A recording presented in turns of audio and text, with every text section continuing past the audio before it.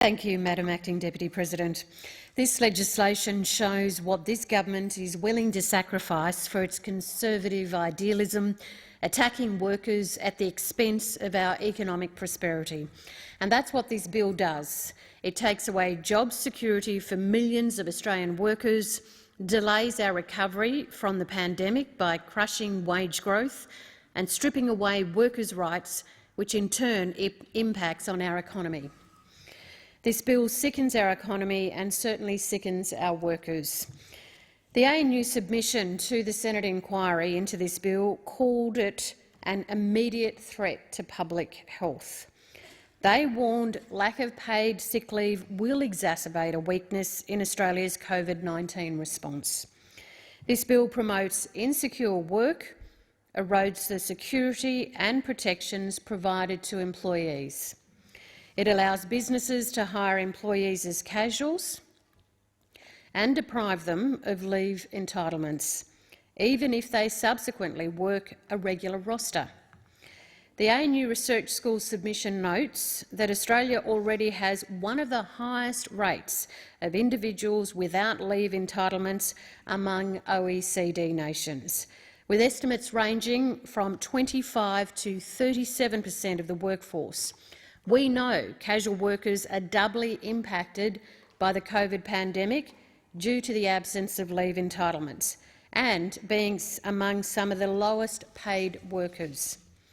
The public health experts cited modelling that paid leave, including for flu and other infectious diseases, can reduce workplace infections by at least 25%. They argue casual workers are already at risk of infection and transmission, as we've seen this year among healthcare workers, personal care attendants, cleaners, security guards, abattoir workers, delivery workers, supermarket staff, public transport and taxi drivers and childcare staff. We have listened to the public health experts in our response to the pandemic. Acting Madam Deputy President, this has been a big part of our success in staying safe and reducing the impacts of COVID-19 on Australians. We should be listening to the public health experts on this bill. They said very, very clearly that the proposed changes will undermine our world-class response to COVID-19 by increasing casual employment and insecure working conditions. The so-called reforms will hurt workers and hurt the economy at the exact moment that both need help the most. Reserve Bank Governor Philip Lowe has said jobs and wages are key to Australia's recovery, but the government, as usual, isn't listening. And it's getting it wrong on both sides of the jobs and wages equation, with no plans for investment on the scale that this once-in-a-generation crisis demands. And the government still plans an abrupt end to income supports in a few weeks, despite pleas from workers and businesses. This bill fails every test. It makes work less secure and cuts pay. It is a fundamental attack on the very workers who got us through this pandemic.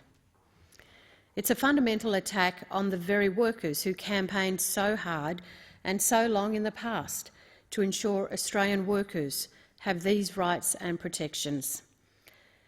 Many of you, both in the Senate and in the other place, would have seen and spoken with so many workers' representatives who've been in Parliament House this week, campaigning against this bill, telling us what harm it's going to cause them, their families, their colleagues and their workplaces. Among them are representatives from Kalgoorlie in the Northern Territory, people from the Gurindji Nation, from the place of the Wave Hill Walk-Off. The history of the walk-off and land rights is tied to the history of the union movement and workers' rights in this country, and it is a significant legacy. I'd like to quote some of the speech given by Cara Keys, the then ACTU Indigenous officer, at the 50th anniversary of the Wave Hill walk-off. And I quote, "It is a great legacy because once the Gurindji walked off Wave Hill, the North Australian Workers' Union gave them their 100% support. It is a great legacy because the union movement nationwide galvanised around the workers and gave them great support. It is a great legacy because it fundamentally shifted the NAWU and other unions in the country, and it showed unions that Indigenous workers were willing to fight for wage equality, and it shifted unions to the role of supporting and fighting for all workers. It is a great legacy because while the trigger for the Wave Hill walk-off was equal wages, the gunpowder was the systemic racism, poor living conditions, a legislative environment which allowed for the theft of children from their families and the theft of Aboriginal people having an agency over their own lives. The Wave Hill walk-off shifted the nation." Thank you, Cara Keys, for reminding all Australians of that. That legacy continues, and it is a fantastic thing to see so many First Nations union members here today in the Australian Parliament.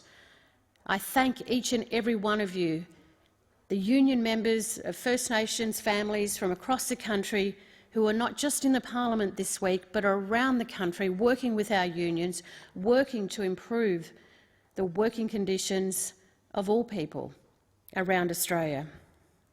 Your message is very clear. This bill will cause more harm to workers, and it will particularly hurt casual workers. The government has ignored years of common law and overturned the recent federal court decisions on what it means to be a casual. Under these laws, if a worker agrees to be employed as casual at the start of their employment, then they remain as a casual regardless of their actual work pattern, so long as the employer employs them on the basis they make no firm advance commitment to continuing and indefinite work according to an agreed pattern of work. If a court finds later they are in fact a permanent, then any casual loading they receive will be offset against any permanent entitlements they are owed. Both the definition and offset apply retrospectively. So under the government's own figures, this involves cancelling around $39 billion in back pay that would otherwise be owed to casuals. There were just over 2.6 million casual workers employed in Australia in August 2019, who accounted for 24.4% of all employees. Tasmania had the highest casual employees share of total employees in August 2019, at 28.3%, while the Northern Territory had the lowest casual share at 21.2%. That is still more than a fifth of our Northern Territory workforce, particularly in our tourism and hospitality sector. This is a sector we know particularly has been hard hit by the pandemic.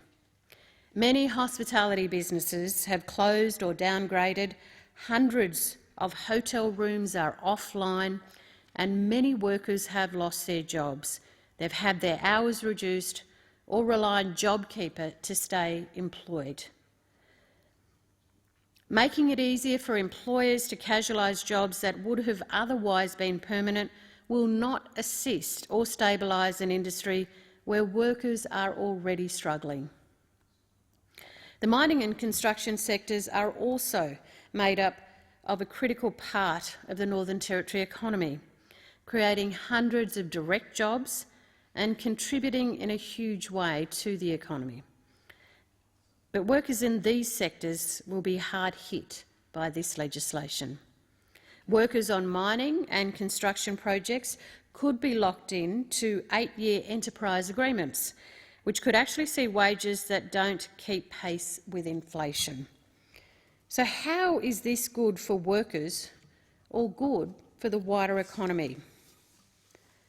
How does ensuring workers end up with less money in their pockets contribute to our economy and its recovery? The simple answer is it doesn't.